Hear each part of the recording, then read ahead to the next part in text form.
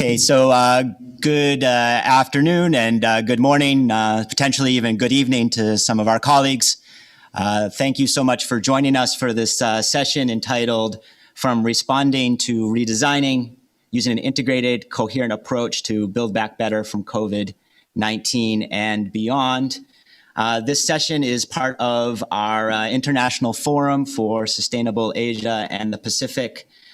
This is organized by IGES, the Institute for Global Environmental Strategies, and the session will run for 90 minutes long. And I hope for those of us who are watching on our YouTube channel that you enjoy the discussions. Kindly note that for those of you who would like to raise questions or interact with our panelists, we have a program called Slido, which allows you to ask questions and make comments during the session and on the session webpage. You can access Slido via the Slido URL or the QR code with your smartphone, PC, or tablet. My name is Eric Zusman, and I am a research director here at the Institute for Global Environmental Strategies. I oversee a program called the Sustainability Governance Center, and it is a true privilege to be able to help moderate this session and provide a framing presentation that will give us some food for thought. Just so people are familiar with how the session will run, basically we'll start with a framing presentation, which is based on work that IGES is doing on what we call our R framework. And then we'll move into panel discussion. That panel discussion will have 2 rounds. We have a very interesting and unique panel with colleagues not only from different groups here at IGES, but also the OECD, ICLE, and DIE. So we'll have definitely international perspective that will be offered on some of the key themes. So without further ado, what I'd like to do now is go into this framing presentation. And so kindly let me share my screen here.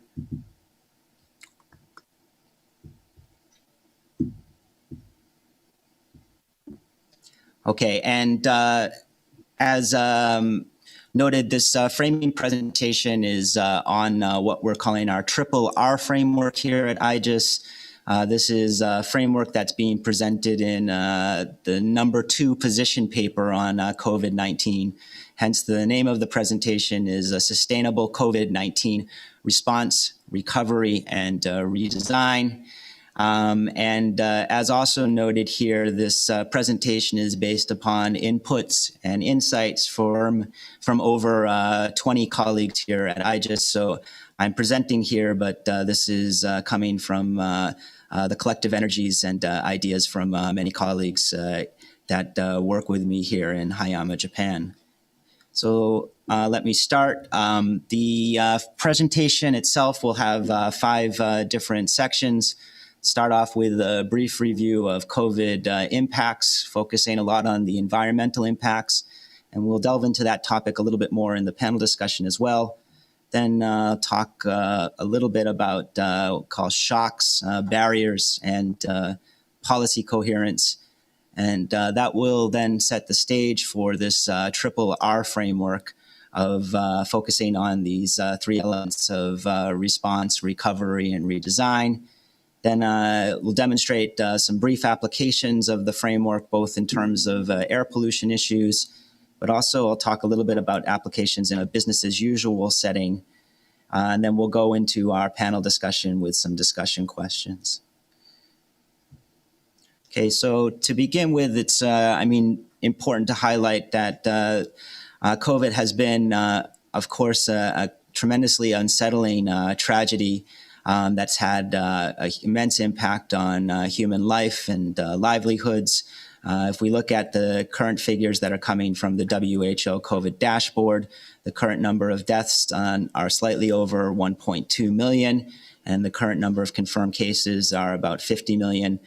Those numbers are taken from a few days ago, so we might see even a slight increase on those figures. Another important point to highlight, though, when we think about COVID is it doesn't just have these impacts on health and well-being, but has impacts on many other development concerns. And so this figure from our colleagues here at UNDESA gives a sense of how COVID links in with many of the Sustainable Development Goals. These are the 17 goals that were adopted in 2015, and international society is hoping to pursue them by 2030.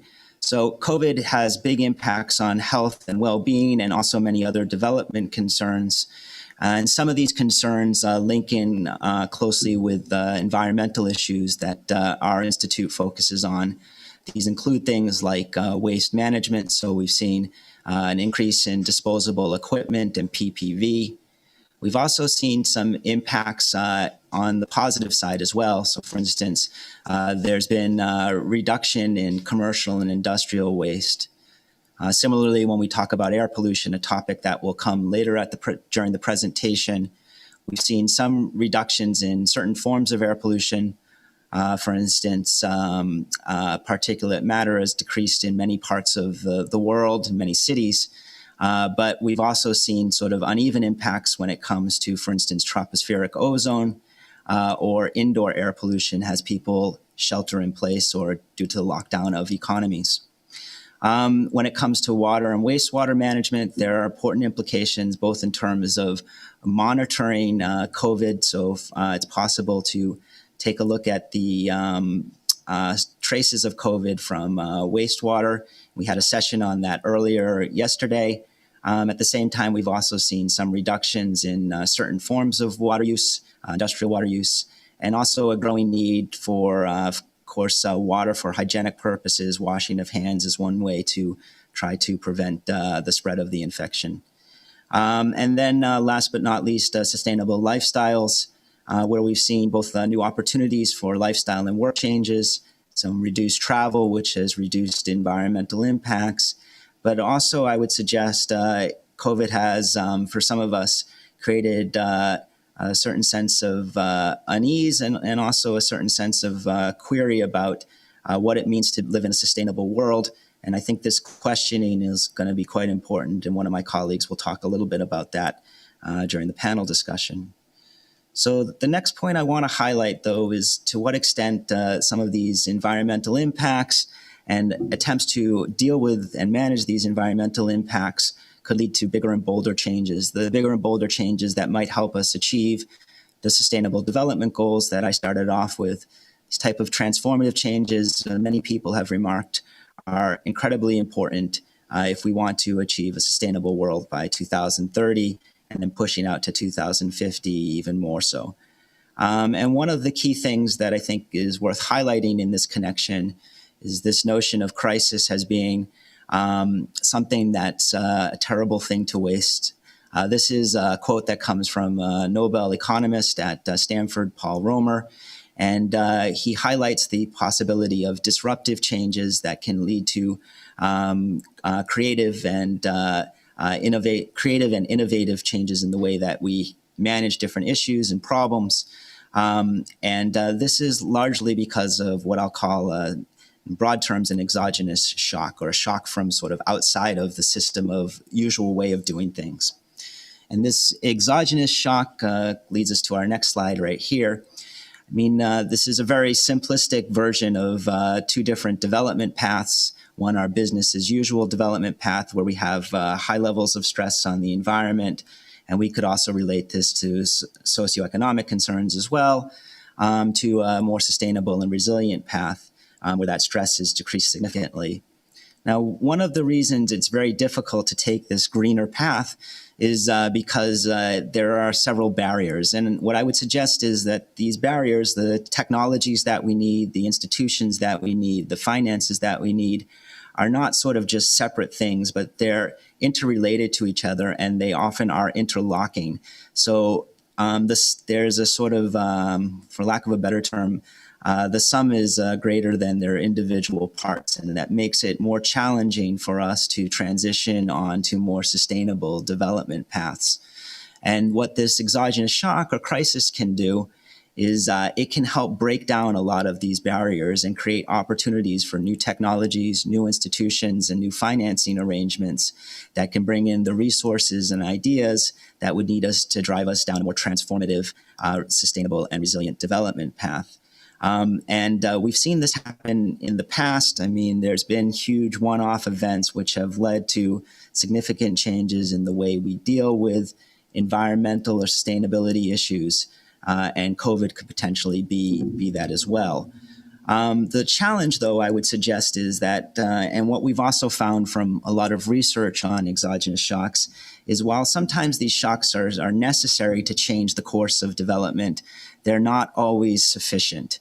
And the other part that I would argue that is critical to this equation is having coherent framework for organizing the different decisions we make on critical development and environmental issues. And one of the challenges, and what I suggest in this slide is current status, is that there's been a lot of decisions, of course, made related to COVID, but many of these fall in a category of what I would call piecemeal and rather short-sighted. And my colleague Kojima-san will talk a little bit more about this in the context of stimulus packages, and I'll illustrate the point in this reconnection. But the clearest evidence of this is, in our stimulus packages, we can see some resources being provided for green industries, but simultaneously there's also bailouts and support for fossil fuel industries. Further, and this gets a little bit more to the heart of the linkages between the different R's of this triple R framework, there's not always strong links between some of the narrow interventions that address the immediate impacts of COVID and the broader structural, institutional, and system level changes that are needed to bring about sustainable and lasting change. And so what we'll argue is this exogenous shock is part of the equation, but to actually carry forward some of the momentum from that shock, we need a coherent and forward-looking planning framework. And this slide right here just illustrates a little bit of what I suggested previously. This is an overview of some of the good work being done by my colleague Kojima-san and many other institutes he'll talk about later, which is analyzing how much of different stimulus packages are going to different ends. And as we can see here, in many cases, countries are providing some resources for clean development, but also at the same time propping up fossil fuel resources and industries. And this is also illustrated in what unfortunately used to be my home country, but I'm a little bit happier about things these days. That's the United States. And we can see this in the case of the major stimulus package or legislation for stimulus package, the CARES Act, where we do see some tax relief for renewable energy projects, but there's also a lot of changes to taxes and rebates for fossil fuel industries. And for instance, some loosening on restrictions in use of public lands that allow for exploration of gas and oil. And there's also some regulatory rollbacks for pollution abatement. So you do see a lack of coherence within specific countries as well. And when you zoom in at this level, it's quite clear. Okay, so then the question becomes, so how do we begin to put together some of these pieces? So once again, we have the exogenous shock. And then what I would suggest to you is we need three different elements or building blocks of our COVID strategies. One is your response, the second is your recovery, and the third is the redesign. And I will talk a little bit more specifically about what those triple R or those three R's refer to. Furthermore, I think it's really important to underline as we think about, what types of substance we put into those different building blocks, that we draw on the most recent science and evidence of some of the environmental impacts.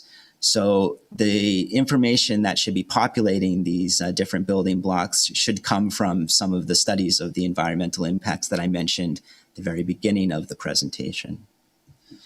Now, this gets us to the triple R framework, and just like to define the different elements. So the response element refers to targeted interventions to address immediate impacts. And I'll talk a little bit more specifically about this in the case of air pollution. But for instance, in the case of waste, One of the key elements is going to be dealing with some of the increase in medical waste. Then recovery refers to policy changes and decisions on the stimulus, especially to alter development paths. So we see this as a sort of key pivot point. I think, economists have talked a lot about a V-shaped recovery. In many ways, this is sort of the sort of trampoline in that V shape, but from a more sustainability perspective. And that pivot point is going to be critical for redirecting the resources for us to move down more sustainable and resilient paths.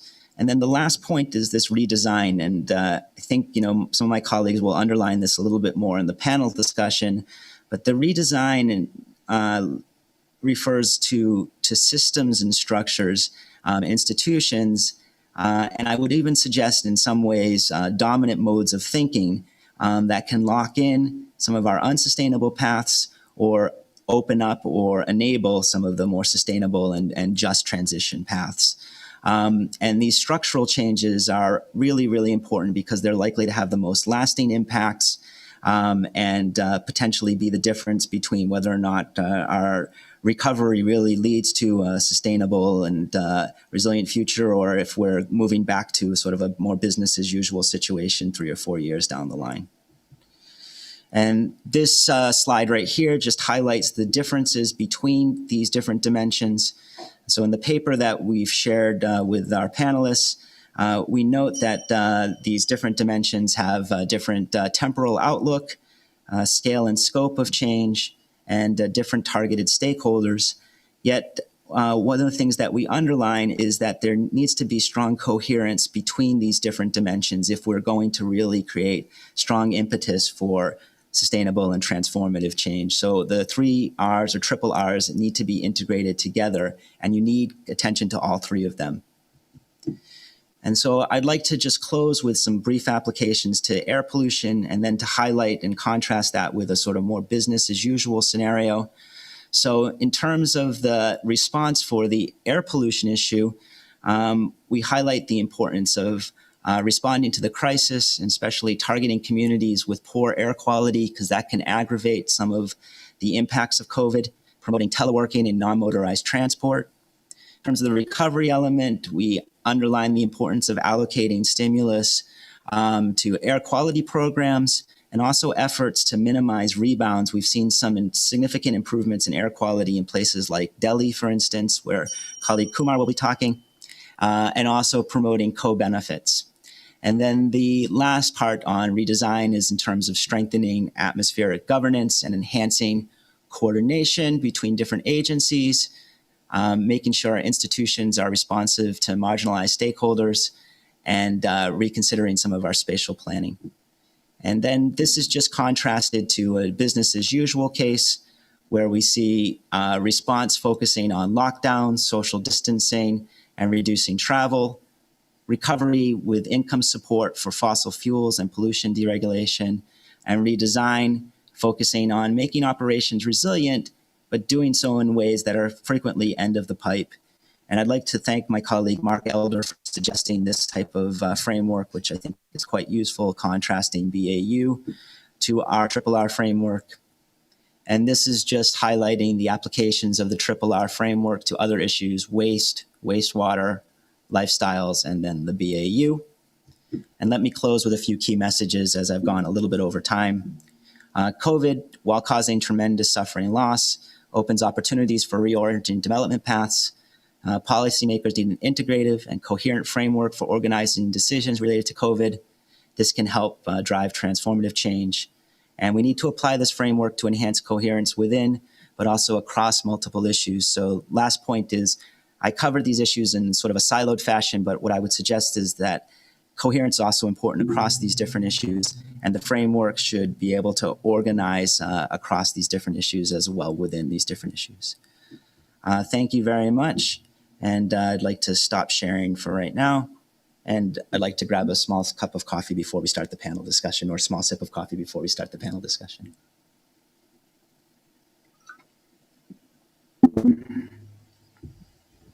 Okay, so now what we're going to do is go into our panel discussion. And what I'd like to ask the panelists to do is I will briefly mention their name, but they can mention a little bit about themselves before answering the question, and then go into the question itself. And so that our audience can see what these questions are, let me also share the questions with everybody too.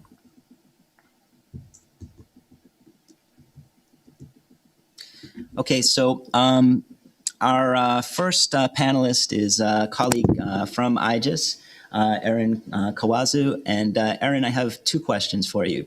The first one is, can you describe why it's important to have an evidence-based understanding of the origins of impacts of COVID?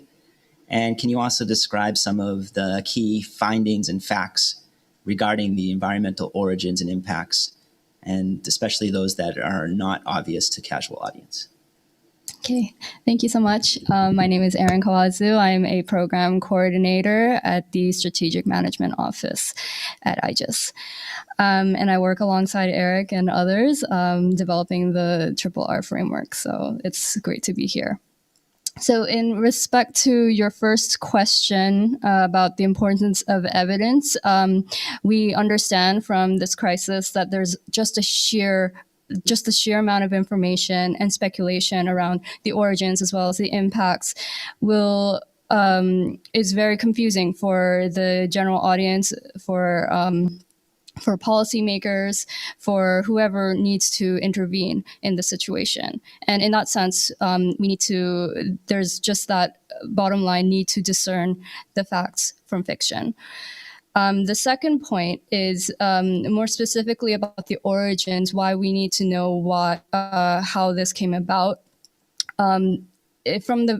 Purely from the standpoint of preventing and reducing future risks and future crises, we have to understand the systemic vulnerabilities that have brought us here in the first place.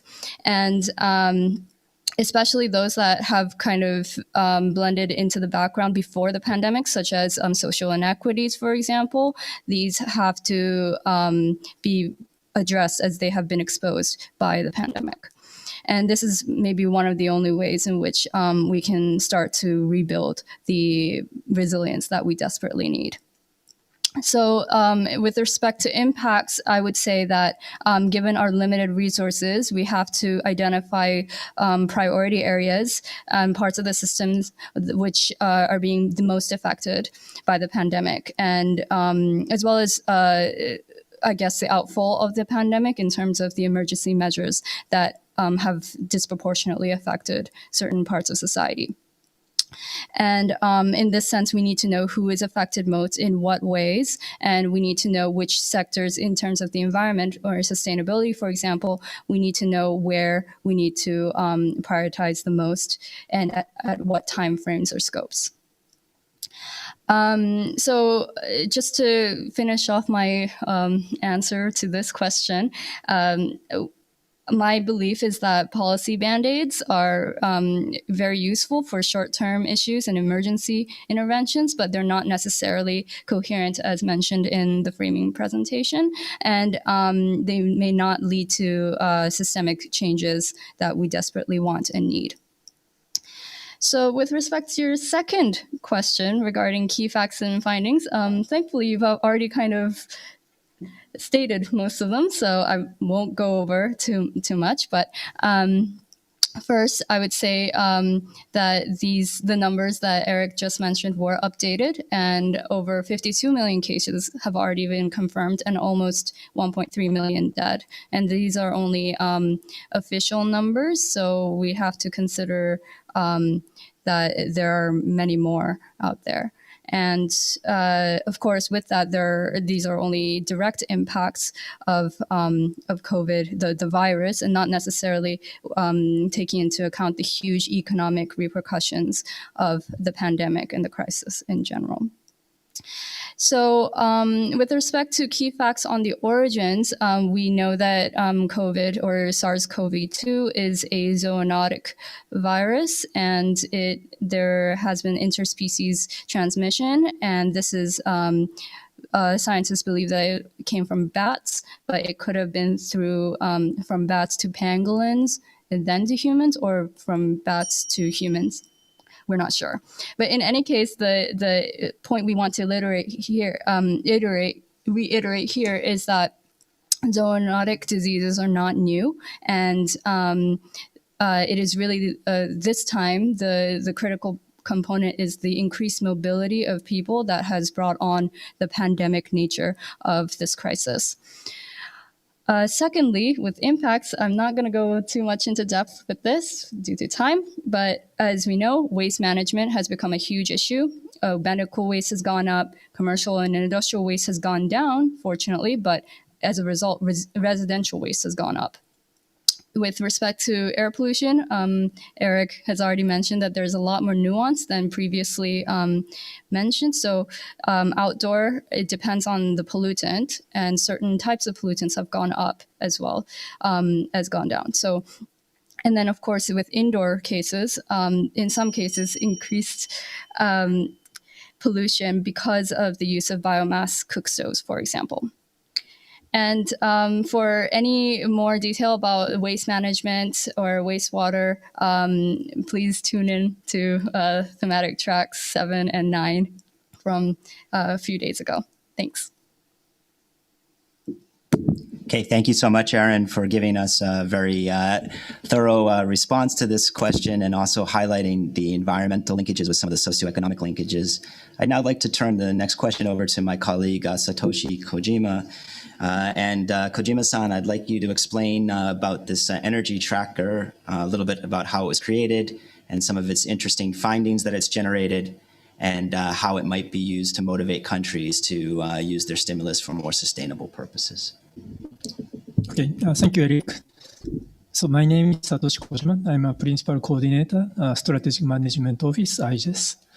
For first question, so about energy policy tracker, which I myself is involved with many of my colleagues. And then also I'm involved in another recovery-related initiative, which is a online platform for Redesign 2020, which is developed by Ministry of Environment Japan. And then actually the day before yesterday, we had this ISAP session about these two initiatives. So if you are interested in, please check the YouTube, which is a thematic session 8 of ISAP. So back to Eric's question. So first one, so about energy policy tracker. So the energy policy tracker is a research initiative with an online database, which showcases publicly available financial commitment to recover from COVID-19 crisis. Has a classified with classification for different policy the energy types, like fossil fuel or clean, the support for fossil fuel related industry or clean energy related industry. And then this energy policy tracker was basically created by IISD, International Institute for Sustainable Development, and then also the research consortium was organized. And then IGES is one of the 6 core members. And then also there are many other research collaborators across the world. And then I'd like to, so basically, this research initiative employs a bottom-up approach. So the policy information is collected at each country level, then aggregated them, and then analyzed. So I'd like to show some key findings. I'd like to share my screen. Yep.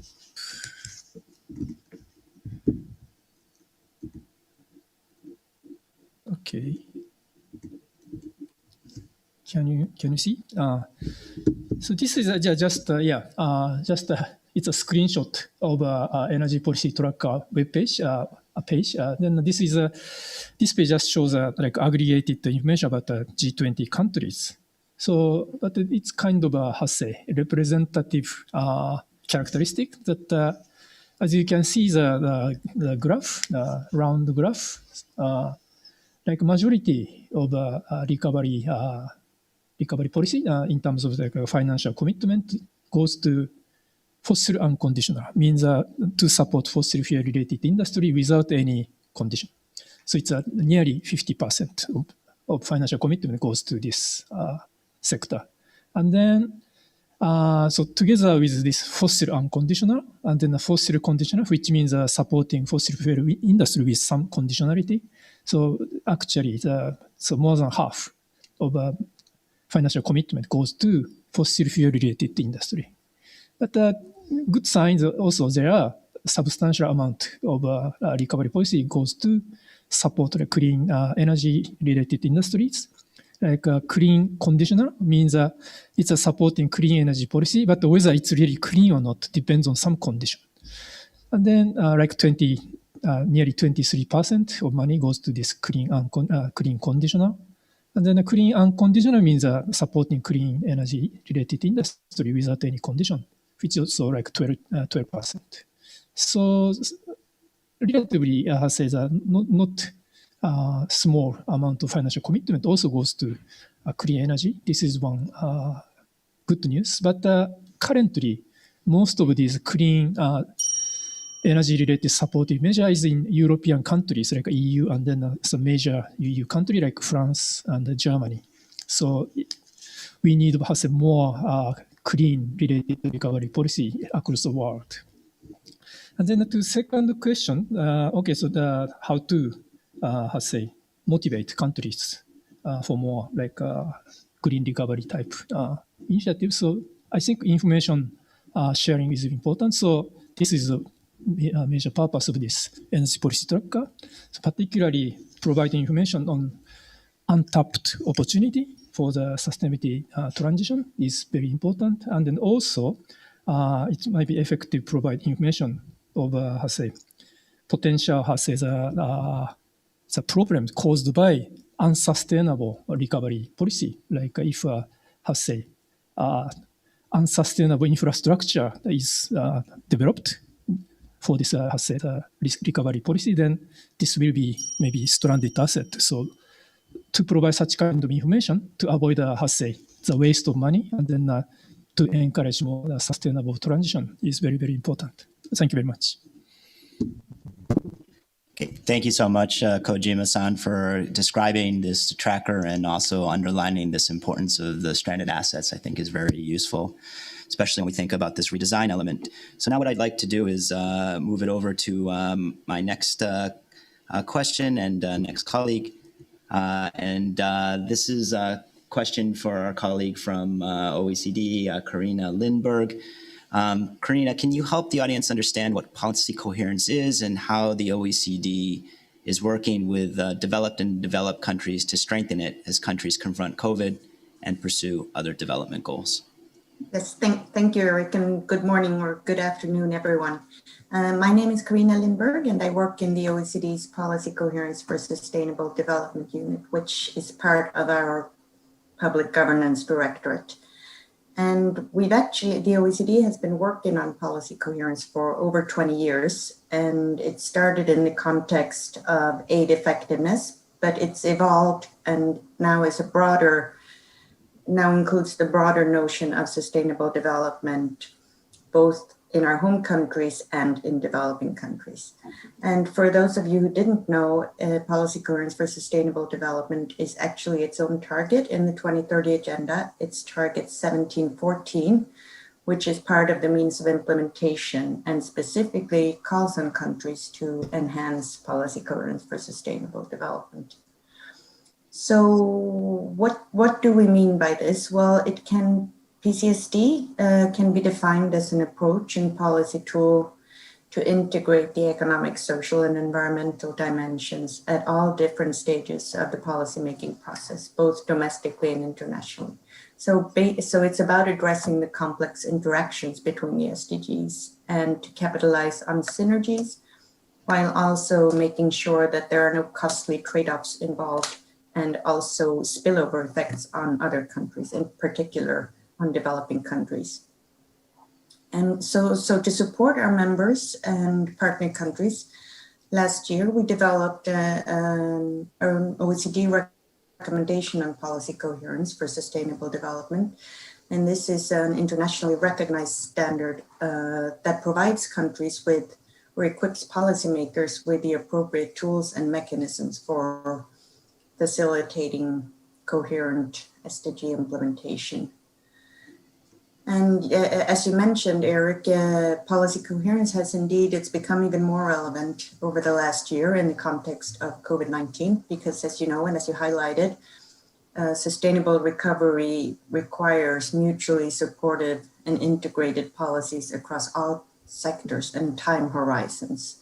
So we see the role of policy coherence here to help prevent backtracking in the SDGs. And we're exploring these issues in much more detail in a policy brief, which we hope to publish in the next couple of weeks. And how do we work with countries in practice? Well, we respond to demands from national governments to strengthen their governance mechanisms for SDG implementation. And we typically do this in collaboration with the government body that is responsible for national SDG implementation.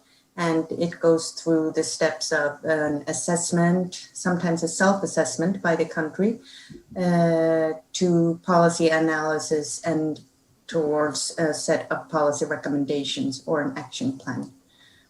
And just to give you a few examples, we're working with Italy, where we are supporting the process of reviewing and implementing the National Sustainable Development Strategy.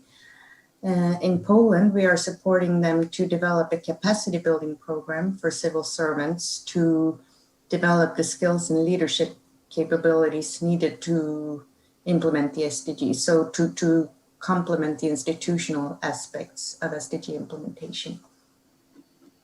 And in Luxembourg, we are working precisely on the other element, namely to strengthen the institutional mechanisms for policy coherence. In Malta, what we're doing, we're supporting them in operationalizing their strategic vision until 2050 into an action plan and governance framework. So linking this long-term vision with more short and medium-term actions for implementation. And we're also organizing peer learning activities. Only this week, we've hosted one such activity between Colombia, Spain, and Sweden, looking at how these countries can strengthen stakeholder engagement in SDG implementation. And our belief then is, or the rationale for this work, we hope that by strengthening SDG implementation in all of these ways, this can also help countries to ensure sustainable COVID recovery that leaves no one behind, which indeed is the cardinal principle of the 2030 agenda. And so with that, I stop before we have the double ring of the bell. And thank you very much. Okay, thank you so much, Carina, and appreciate you highlighting some of the experiences of applying the PCSD, both in terms of avoiding backtracking on the SDGs and to promote sustainable recovery in many parts of the world. This is really useful, and I think it provides a nice segue into our next panelist. So our next panelist is Julia Leininger from DIE. Julia, the question I have for you is, can you describe why you think governance is crucial and what elements of governance need more attention in your work with Africa and other regions on COVID and sustainable development more generally? Yeah, thanks a lot, Eric, for having me and for this, I think, very important debate that you're kicking off here.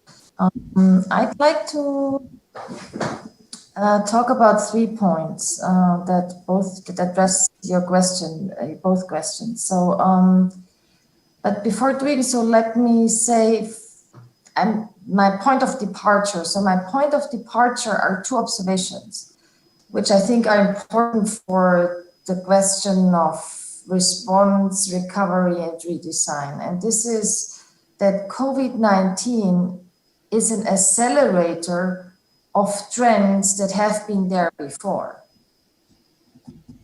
And it's also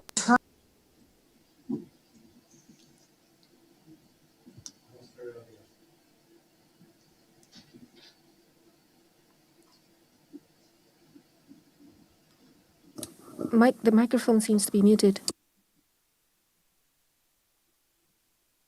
We've lost your audio. Okay, so when did you lose me? Accelerator of trends. Oh, okay. So, COVID-19 is an accelerator of trends, which leads us back to the structures that shape these trends, right? And that's why I do think the idea of focusing on structural transformation in the recovery and redesign is really key here. And I will illustrate it in the case for some African regions and countries.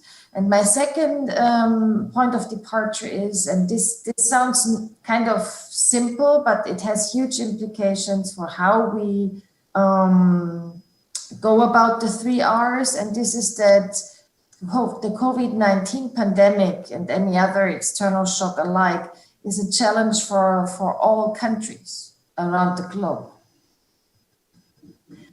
So I will focus now on response and then look at recovery and design and look at Africa to illustrate that.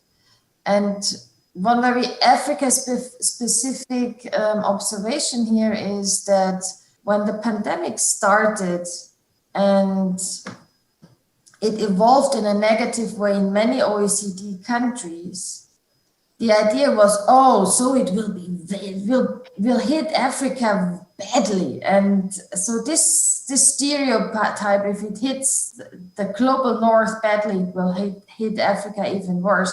That didn't come, that didn't happen. So when it comes to the direct impact on health,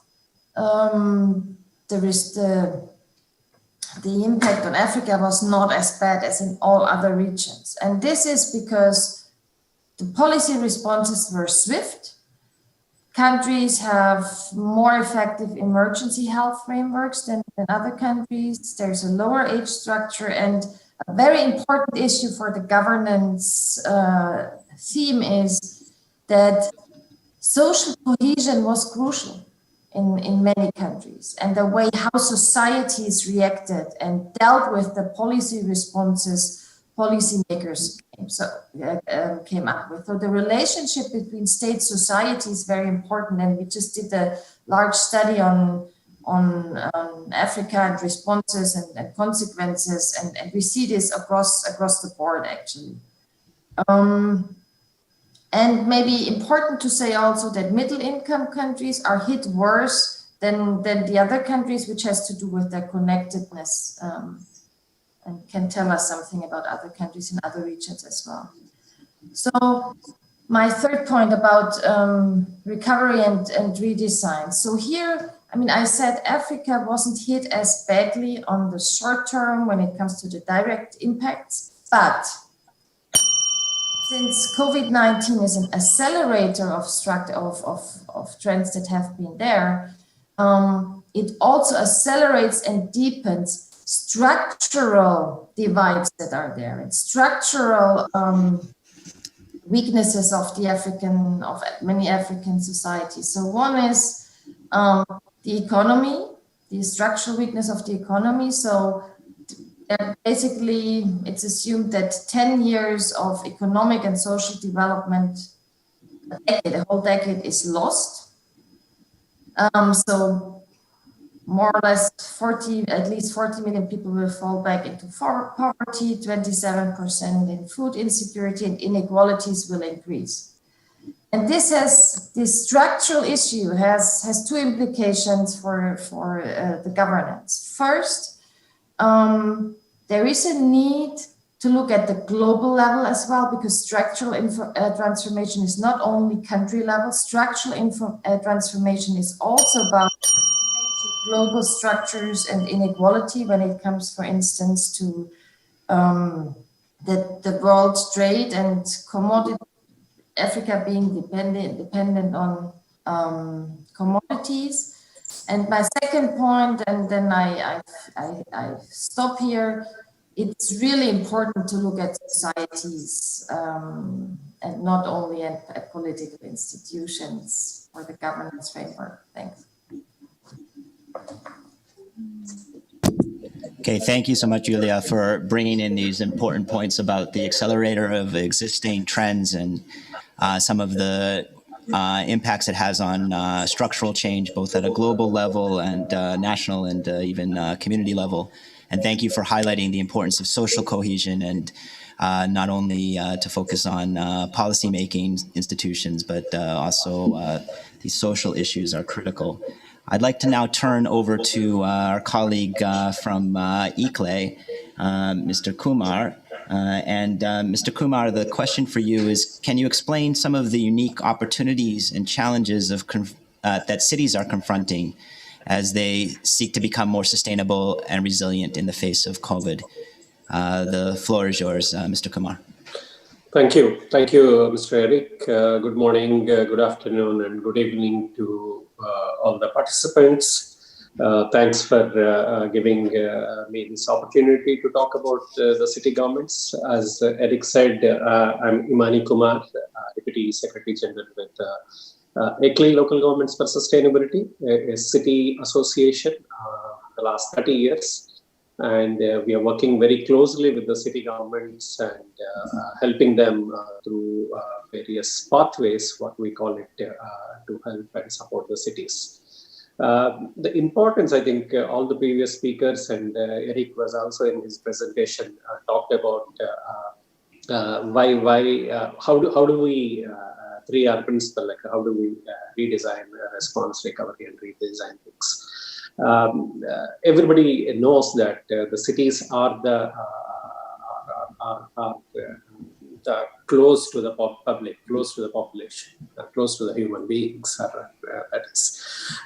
So the response should come from the cities. Yes, I can understand from the national government, state governments, they can talk about more on the policy or various stimulus packages, other things. But the action starts from the city government, actually, unless until the cities started responding to the requirements. The citizens also, my previous speaker, I agree with her also that this thing, the communities, unless until if they start working towards, we cannot talk about that. So ICLE is started helping with various city governments in all these months. As I said, that we have more than 1,700 cities and helping them to address these issues. Before I get into the my 2-3 key points, I just want to bring back, I thought that Eric will talk about this, but I bring back to the online ministerial meeting happened on the September 3rd, wherein nearly 96 countries have participated, including UNFCCC Executive Secretary and 46 ministers. So in the change summary, there was very clear policy recommendation or a mandate given on that. I just want to quote on these 2 points. I quote, we stand at a critical turning point in our civilization as the coronavirus pandemic has affected both our health and economies, which Eric was also talking about. What they said is our task is not to return to the pre-pandemic world, but redesigning our socio-economic system for a more sustainable and resilient world is essential. So that is a very crucial point what those ministerial summary has come out. And the second point, which I just want to reiterate, redesign requires 3 transitions as its foundation. One is the transition to a decarbonized society. I think that is very much all our previous speakers are talking about. The transition to a circular economy, that is another second point which is they're talking about, and the transition to a decentralized society, actually. So these are 3 very critical points, what has come out of those ministerial meeting on that. So ICLE is really helping the city governments all over the world. We looked into the various policy responses to the city government, like how do we service the local service delivery. A lot of cities have closed, actually. So how do I send the material? How do I send all those essentials to various parts of the city? So that itself is a major concern. I know that Eric was talking about air pollution. This is a positive response. Never in the history of Delhi, I stay in Delhi for the last 35 years, we have a quality index of around 35 to 44. Never imagined in the city. So that's a positive thing, but we need to look into the further things of that. So we looked into a lot of policy level issues. We also have helped the city governments to make it more inclusive, green, and smart recoveries on that. So that's another point which I just want to, that includes non-motorized transport systems, housing for underserved people, our car-free neighborhoods. All these things are happening, but the cities have felt that this is the time that we should push these activities so that they can take it forward on that. So I just want to put my last 2 points. One is actually also that cities have now, because the tax collections have come down, the businesses have closed. So the money to the cities, the cash flows to the city governments have stopped. So we as an ICLEI came out with a transformative action program that is actually to catalyze and improve the capital inflows to the cities and towns and regions through strengthening their capacities. So we have started this particular program in 2015. The first call happened. I'll just take 1 more minute, that's it, and I'll stop. This program has started in 2015, and the second call came up in 2018, and the third call came up in last year, actually. So we are now doing it in this month on Race to Zero Dialogues, another call. So what we are helping the cities is, if you have any ready-made project, ready-made proposal, so please submit through this particular call. So this will help like a transformative potential system within the services within the city governments. We have 14 TAP partners, including the banks, crowd funds, networks, and technical experts with us. So it will help them out. Previously, it's already an investment potential of 2.4 billion euros have already been given it to the city government. So we are happy to take it forward on that. So I request every city government to participate and submit your redesigning proposals so that we are happy to help you out further on the financial flows also to that. So I'll just stop here, and I'm happy to answer any more questions. Thank you. Back to Eric. Okay, thank you so much, Mr. Kumar, for, of course, flagging the point that the cities are very much at the front line when it comes to these responses, for underlining some of the key conclusions from this ministerial discussion in terms of transitions on what will facilitate or enable the redesign, specifically the decentralization, decarbonization, and circular economy, and also for noting this transformative action program that ICLEI is fronting. I think these are very important points, and I really appreciate that. I'd like to now move the discussion over to my colleague, Atsushi Watabe. Watabe-san, can you explain a little bit about what have been some of the most significant changes in livelihoods and lifestyles in the wake of COVID, and how, in your view, policymakers can promote the more sustainable of these shifts while avoiding the less sustainable, and to what extent the RRR framework can help in this regard? Watabe-san, the floor is yours. Yes, thank you very much, Eric. My name is Atsushi Watabe from the Sustainable Consumption and Production area of IGS, and I'm also the coordinator for the Sustainable Lifestyles and Education Program of the UN-led One Planet Network. And from our perspective, actually, it's difficult to answer to Eric's question because the answer depends on which corner of the world we are situated. And so, for example, the infection risks varied from region to region, and even within an area, various impacts hit people differently, reflecting the different contexts they were placed. And to take the implication to the work or livelihoods as an example, the restrictive measures made many people immediately lose their income source, and part-time workers and self-employed people were severely hit. But among those who kept working, office workers could work from home while the rest kept working as usual at risk of infection. And even for those who could work from home, some of them did so easily, but others faced difficulties. For example, those who had small children or family members in need of care had a challenging time. So, I really appreciate the remarks from Ms. Julia, because such difference derived from the structural inequalities which we have known that we have more or less neglected for the several decades, including the gender and ethnic or racial issues.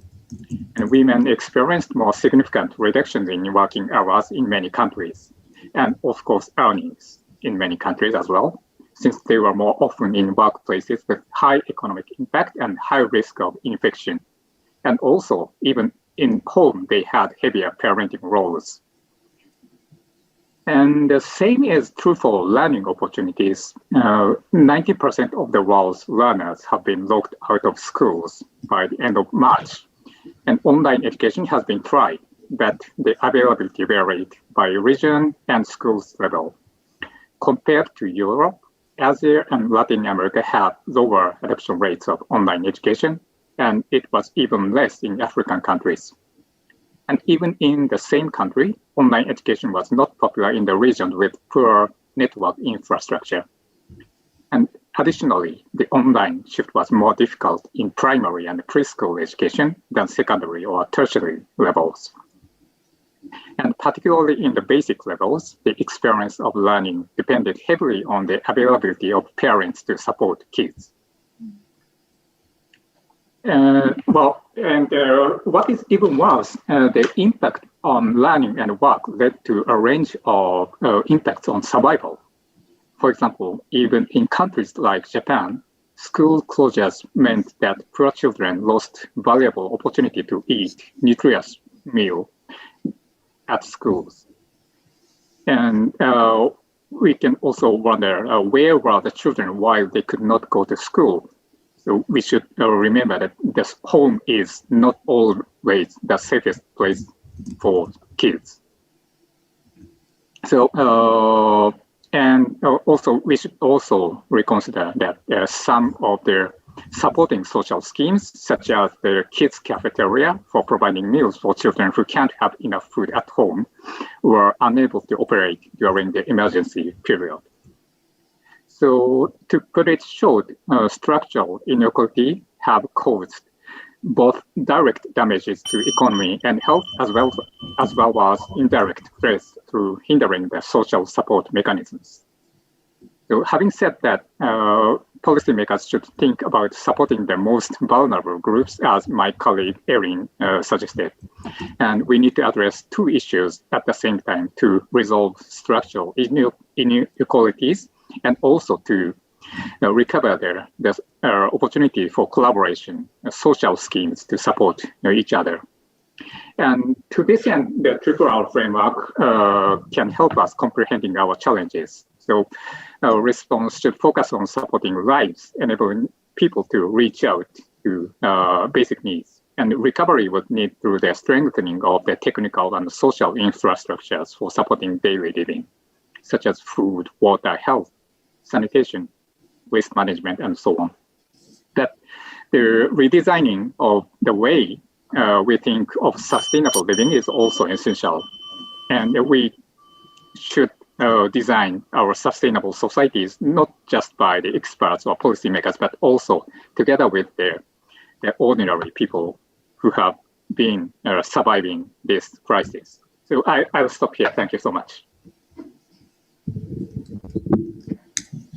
Okay, thank you so much, Watabe-san, for underlining this importance of structural causes of inequality, putting a spotlight on some of the social and livelihood issues, and underlining the importance of the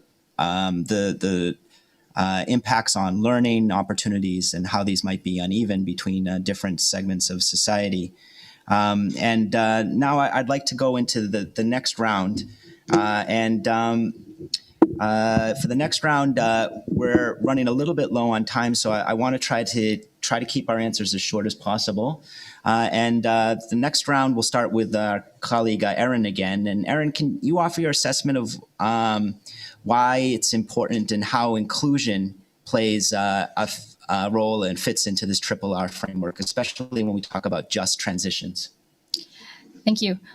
So I think this is kind of just liaising with what Watabe-san, my colleague, just mentioned. But as long as there are inequities in our systems and institutions, crises will disproportionately affect those who are already systemically vulnerable.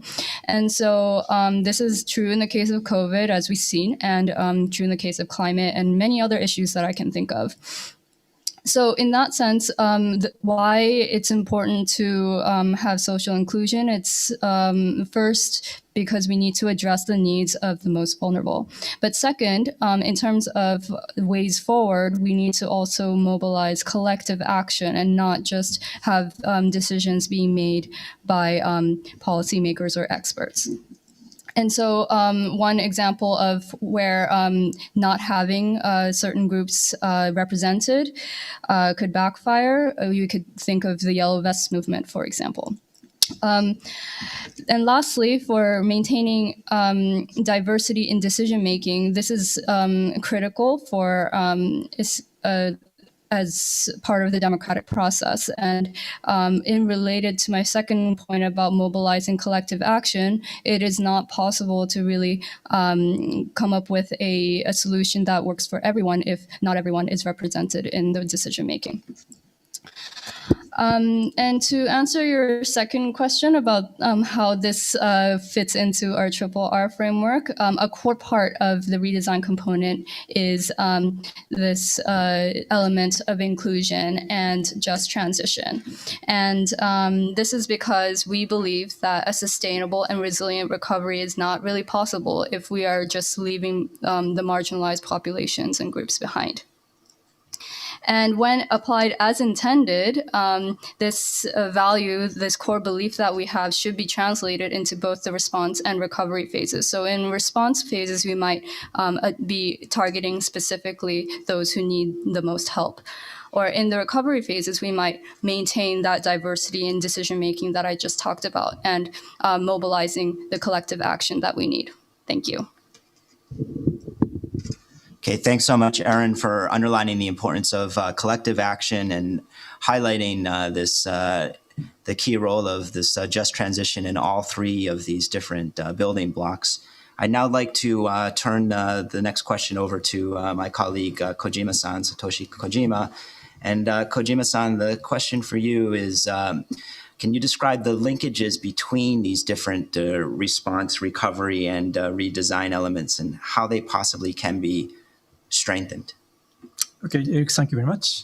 Yeah, apparently there are many linkages, and then to exploit these linkages, I think the most important thing is to have clear vision of what kind of resilient and sustainable future we like to achieve.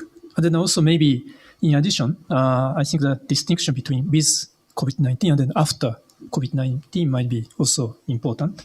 And then once we have such a clear vision with what kind of after COVID-19 aspect is important, then there are various ways to strengthen the linkages. For example, apparently the first step might be because now huge amount of financial resources is allocated to like a response from COVID-19 crisis. So then once we have a clear image what kind of future we'd like to have, then we can devise the way to channel at least some part of the huge amount of financial resources for response to like a redesign towards sustainable and resilient future. And then also another important the interesting case of link the way to link the like response to either redesign is I think that maybe several panelists already discussed about like conditional bailout. Like interesting case is the conditional bailout for airline industries in several European countries. So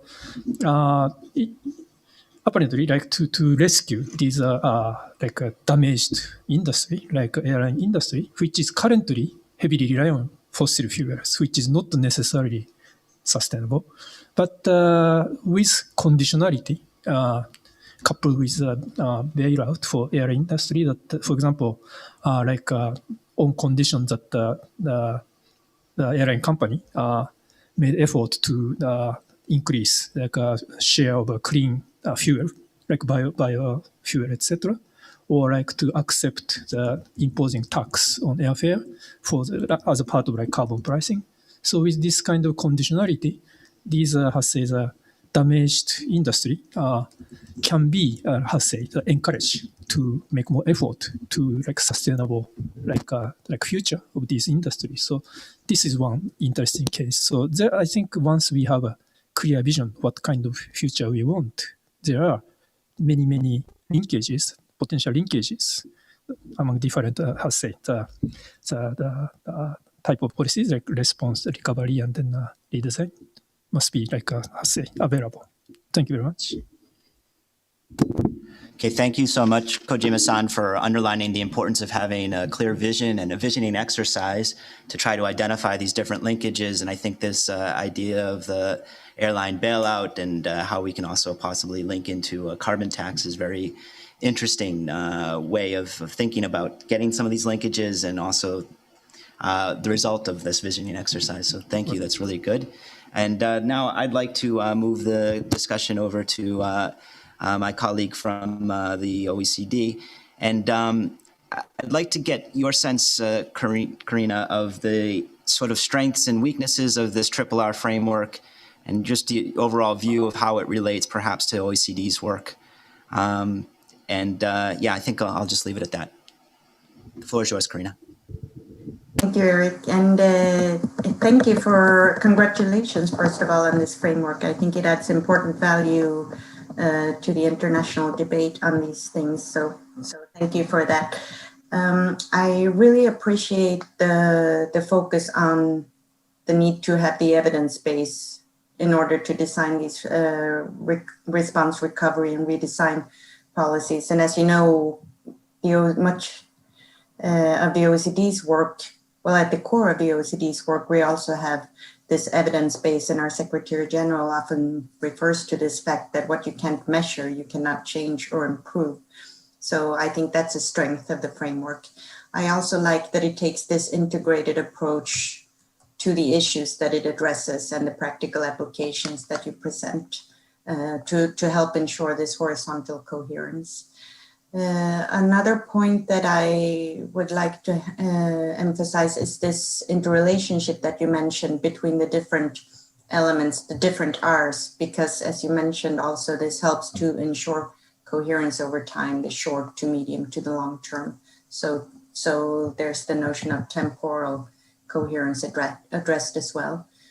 In terms of some things that I could see for improving or making the framework stronger, I think if you would like to link it more closely to the 2030 agenda, it could be helpful, at least for someone that works on the 2030 agenda, to specifically mention in brackets or whatever the different targets that you are referring to. It would be helpful. You mentioned waste reduction, GHG emissions, water pollution, all of those are specific targets in agenda. So that could be helpful, or by means of a table just to frame it.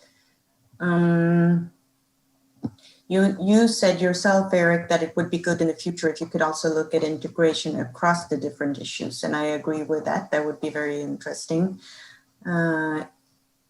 Another thing, you mentioned many of the things that I think are very important, and others with me maybe are the things you mentioned in the conclusions. There's a paragraph that summarizes some of the points that you do not look at, such as local governance perhaps, or the integration. You highlight this tool that looks at integration with social and economic dimensions as well. And I think it would be helpful, even those are such important points that they could merit to be mentioned up front.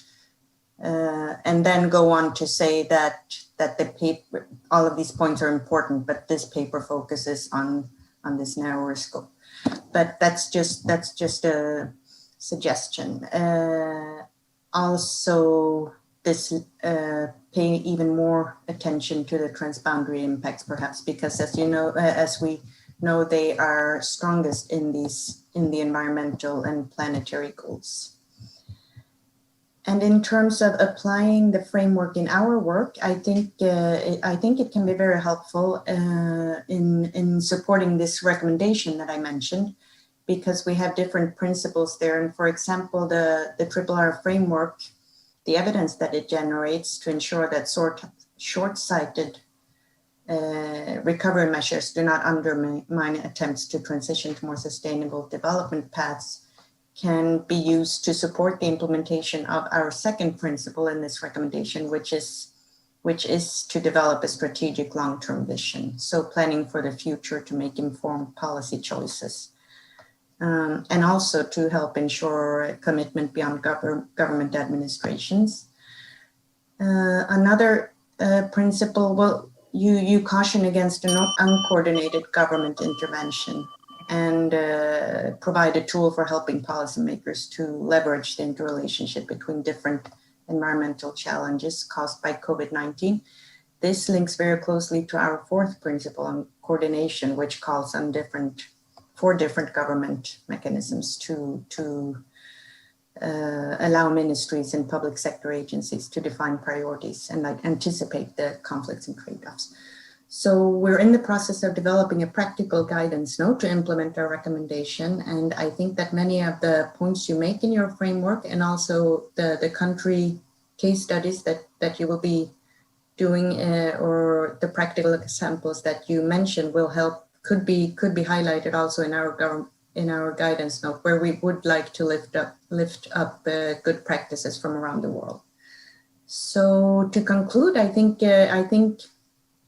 there's a synergistic relationship and two-way relationship between your work and ours. And I also believe that our work on the institutional mechanisms can help to frame and support the implementation of your framework. And again, congratulations very much on this piece of work. I think it's very, very helpful. Thank you. Great, thank you so much, Carina, and I really appreciate the feedbacks and also the synergies between the work and also in the interest of advertising some of your own work. I think on the 17th of November, the OECD will be holding a panel on shocks and policy coherence, which will cover some of the points that Carina just raised. That panel will be at 10 p.m. in Japan time, I believe. Okay, so I'd like to now move it over to colleague Julia. And Julia, the question for you is the same question that was raised for Carina, is just want to get your sense of this triple R framework. I know you mentioned and highlighted the importance of, sort of regional diversity and some of the impacts in Africa, as well as social cohesion as sort of a key element. I'd just like to get a little bit more of your feedback and thoughts. I know that you've done a lot of good work on social cohesion, so maybe you can bring that in a little bit too. Thank you so much. Yeah, thanks a lot. Yeah, I'd like to second the other speakers. I think it's an excellent framework, or the 3R, because it's clear and it's sharp, and it, for researchers, provides an analytical framework, and for policymakers, a kind of orientation. At the same time, and this is because we like these simple graphs, right? We all do that. But it suggests that this is about a unidirectional linear process. But if it's really about structural transformation, it's about vested interests, about power struggles. And what I would appreciate to see more in the paper is to acknowledge that there are these struggles, and this will be a back and forward, 2 steps forward, 1 step back. And that leads me to my second point. When you talk about the barriers now in your presentation, but also in the paper, like the political barriers and violent conflict are not there. And I think violent conflict is something that is not taken into account in a lot of the sustainability research, but it's crucial because where we see violent conflict, sustainability is really low, and the structural transformation is harder to achieve. So I would suggest to add that in the 3R framework. I do think that the real strength is that you have that timeline and you give like proper content for each kind of step. And you make clear that redesign is a question for response and for recovery. I think that is important as well. What I still miss is levels. I mentioned that in my first response that I would like to read something about that as well. And then with regard to coherence and that the integrated approaches, I do think, there's a lot of literature now out there on the SDGs. learning between sectors is really important, and to create institutional spaces and opportunities to create such a space to learn between sectors and develop these integrated approaches is really important as well. And I think this is all there. I mean, I'm not a politician, but I'm sometimes surprised that there is this big Agenda 2030, and I think one opportunity of COVID-19 is really to implement this now, because integrated approaches, universality, etc., it's all there. So, well, in a very rough sense, but I think it should be a point of reference, maybe in the paper as well.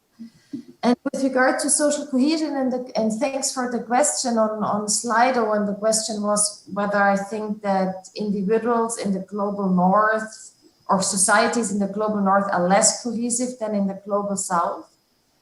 From our work, what we see, and we just finalized the Social Cohesion Week yesterday night, actually, which ran from Monday to yesterday, and we launched the Social Cohesion Hub. So you will find in the future more work on that Social Cohesion Hub on that.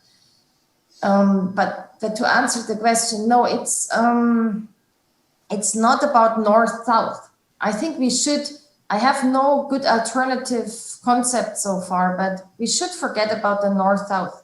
The COVID-19 is not a north-south, and it's not resources and knowledge going from north to south. I think, for instance, northern countries can learn a lot from policy responses to the immediate impacts of COVID-19 from the global south. So this is about multi-directional dialogue in both directions.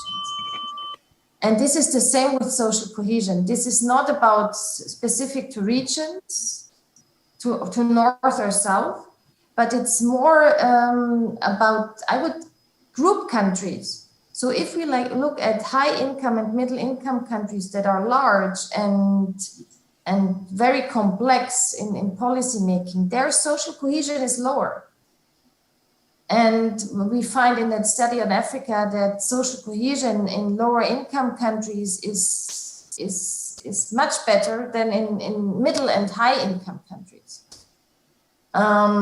So I think for recovery in low income countries, it's really to have that structural transformation that allows societies to continue to be cohesive and deal with complex issues.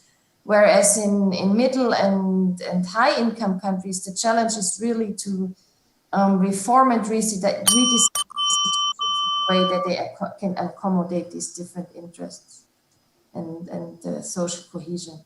And just one last word, my apologies that I have to leave earlier because school will start soon here, so I'm sorry. Okay, thank you so much, Julia, for, both giving some suggestions on the framework and the sort of messy and dynamic process that is not really illustrated in this linear diagram, and I think that's quite useful. Also for highlighting the importance of violence and political protest. I think these issues are front and center right now in many parts of the world, and I think in some ways they overlap with some of the discussions of just transitions as well. And then last but not least, for discussing the question on Slido and suggesting that this is a more sort of a complicated picture than just a sort of north-south divide as we've tended to do in the past. I think this is quite useful for framing how we think about these triple Rs and for thinking about its actual application in real-world context. Now, what I'd like to do is move over to the next question. And the next question is going to be for our colleague, Mr. Kumar from ICLEI.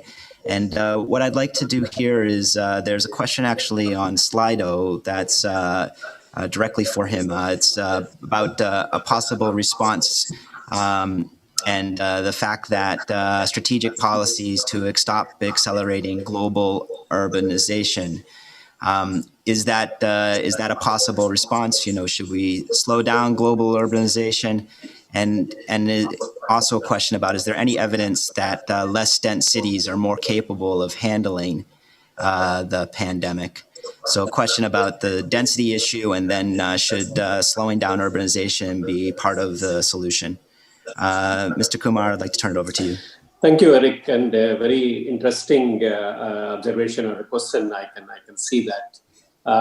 As far as what I have seen for the last few months, no evidence, I can put it that way, as this is my observation, no evidence on the if we can stop urbanization or if we can have decentralized or less dense cities will have less affected due to pandemic. We still have to study that particular point. But on the operational front, if you have to see that, I agree with that point that maybe decentralization or less dense cities will have maybe lesser problems when handling the COVID issues. Never in the cities, never in my life, I'm almost 50 years old here, never in my life or anybody's life, we have looked into a city will be stopped. The whole world will be stopped and there will be lockdown in the cities. People started wondering, how do I get my essentials? How do I get my food, like medicines or anything, like if whatever you need at your doorstep. Even city governments have never imagined that I have to, how do I transfer material from one part of the city to another part of the city? So keeping all this in mind, maybe a decentralized governance system, decentralized living systems within the city governments may help. Because we started now telling to the city governments, the city engineers, city biodiversity activities. You talk about more on the neighborhood markets. You talk about more on the what you call the nature-based solutions. Like you should have maybe a promotion of home gardens, a promotion of creating maybe community farming within that, so that you don't have to transfer material from one place to another place if you have another lockdown in future. Maybe I'm not talking on that. And promotion of maybe open spaces, green spaces, so that you can, like, people are sitting at home is also mentally is not good for the communities. They have to go to the go outside. They have to live within the nature. So what we are saying is maybe open green spaces. So that means again decentralized systems within the cities will help them on that. And talking about non-motorized transport systems, because the transport is stopped actually. You don't have metros, you don't have trains, you don't have flights. So if you have to travel from one place to another places, maybe use non-motorized transport, use bicycles within the short distance. Promoting, like maybe you should have, I know a lot of people are doing work from home, but if you have to do a similar way, you cannot travel 10 kilometers or 20 kilometers away from your home to reach to your office or to wherever place on that. So the thought of decentralization, the thought of less dense cities is a good thing. Less urbanization is also a good thing, but how much it is possible is what we need to see that, because even if we have to stop the urbanization, if you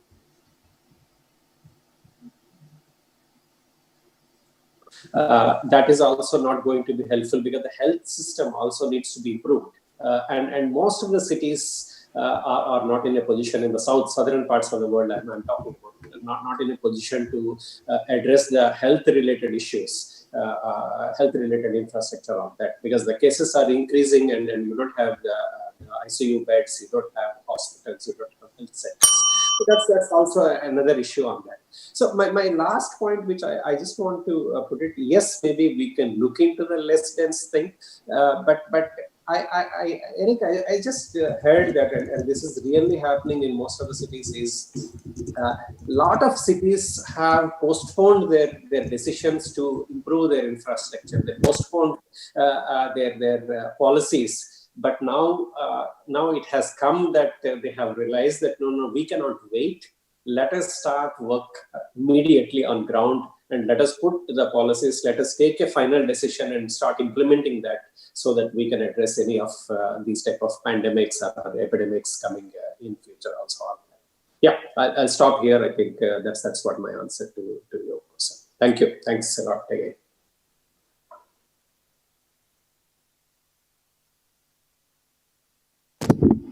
Great. Thank you so much, Mr. Kumar. Really appreciate your response, and I think you raised a number of important issues. I think the one thing that came to mind in your response is, I mean, IGES and our colleagues here have been talking a lot about what we call circulating an ecological sphere, which is an approach that's embedded in the 5th Japanese Basic Environmental Law and emphasizes a lot on decentralization of resource use and adding in an important geographic element to discussions of circular economy.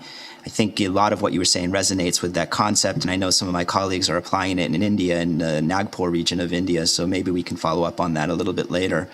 The last question I'd like to ask, I'd like to turn this over to my colleague Watabe-san. And Watabe-san has been watching the Slido question, so I'd like to flag the question on Slido for him. It's believing in the importance of shaping and sharing a clear vision on sustainable and resilient society. How do we deal with this, given that that vision in some ways is quite fluid and has a sort of liquid quality to it? How can we deal with that liquidity and fluidity, especially given that these things sort of change over time in a dynamic way? Watabe-san, the floor is yours. And I think this will be our last response, and we'll close off after your discussion, after your points. Yes, thank you very much, Eric. And I think the question is very essential because in my view, the liquidity or fluidity or the possibility of the changing of the visions over time is very important for us to achieve sustainable and resilient societies. And actually, while we were discussing the triple R framework with colleagues, I was thinking about another theory called triple loop learning theory. Please do not confuse two, but the triple loop learning theory examines the level and direction of critical thinking while we are learning something. And it differentiates the depth of learning with concepts of single, double, and triple loop learning.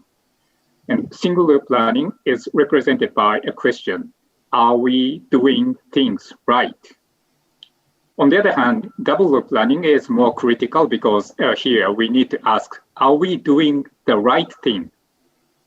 And finally, the triple loop learning is more essential because here we ask, on which ground do we judge whether something is right or wrong? So to take my work on sustainable lifestyles as an example, we have studied the potential lifestyle shifts that can help us achieve our 1.5 degree target. And because of this, many people ask us the impacts of the lockdown and working from home arrangement in the reduction of greenhouse gas. I think this may be an interesting question, but we can also step back here because we knew that our safe home quarantine life was supported by people who continued to work in the face of dangers, such as those who were working in health or welfare or food or waste management sectors. And unless we support these sectors, our living condition will be disrupted by the next crisis quite easily. So we should urgently address such a structural vulnerability. So my question is, why have we thought of a sustainable lifestyle as a reduction of consumption by the wealthy people, assuming as if the rest of the world does not exist? So this is something we need to ask now.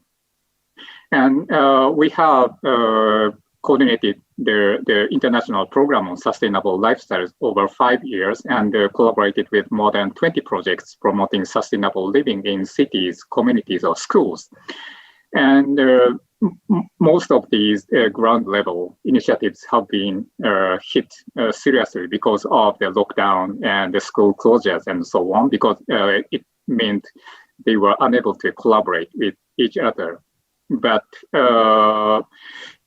during the emergency period, a lot of initiatives have crafted unique and creative responses to recover the communication with the people and collaboration opportunities, combining their both face-to-face and online measures of communication and collaboration. And these creative responses also enable them to rethink their visions or views of sustainable and resilient ways of living, which they need to achieve in near future or in the further future. So, if you have time, please take a look at the record of the thematic track 5 of this year's ISAP.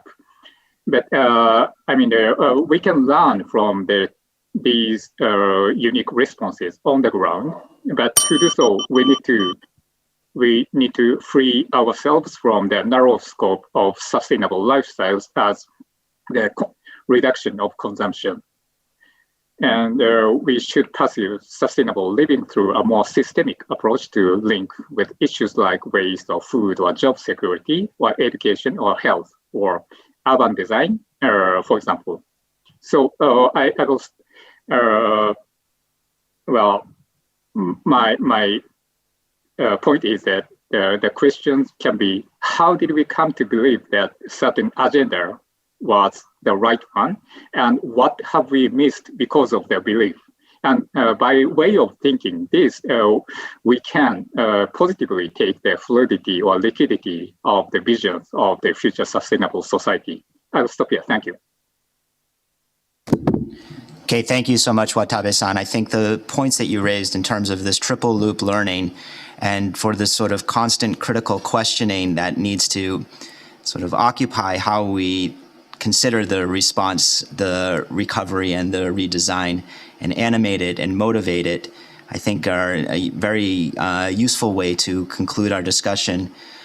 We are unfortunately out of time, but I would like to thank all of our panelists here from Hayama and from Europe and from India for taking their valuable time for incredibly fruitful and rich exchange. And for those of you who are interested, you can watch a video of this online. Last but not least, I'd like to stress that if you enjoyed the session, or even if you didn't enjoy the session, we would deeply appreciate if you would go to our survey, which I believe the QR code is now posted online, and fill out the survey. Let us know what we did well and how we can do better the next time. Once again, thank you very much, and we look forward to interacting on this important theme moving forward. Thank you.